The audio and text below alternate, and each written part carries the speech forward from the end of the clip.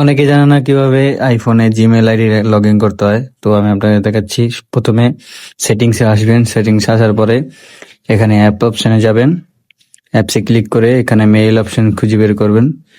Mail অপশানে click করবেন, click করে এখানে দেখবেন অ্যাকাউন্ট অপশন, অ্যাকাউন্টে এসে অ্যাড অ্যাকাউন্টে ক্লিক করবেন। অ্যাড অ্যাকাউন্টে ক্লিক করার পরে গুগলে ক্লিক করবেন। এরপরে আপনার জিমেল আইডি দিবেন, তো আমারটা আমি দিয়ে দিচ্ছি। দেওয়ার পরে এখানে পাসওয়ার্ড চাইতেছে, পাসওয়ার্ড দিব। যেহেতু আমার ফেস আইডি দেওয়া ছিল তার পাসওয়ার্ড দেখাচ্ছে না। লোড নেওয়ার পরে এইরকম একটা ইন্টারফেস আসবে, এখানে কন্টিনিউ এ ক্লিক করবেন। তো নেক্সটে আবার কন্টিনিউতে ক্লিক করবেন। এখন কিছুক্ষণ অপেক্ষা করবেন, সেভ অপশন আসবে। ওই যে উপরে কোনায় সেভ অপশন আসছে, এখানে সেভ করে দিবেন, দ্যাটস ইট।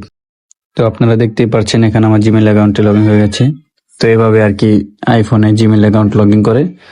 তো যে কোনো আইফোনে আপনারা এইভাবেই জিমেল অ্যাকাউন্ট লগ ইন করে নিতে পারবেন। ধন্যবাদ।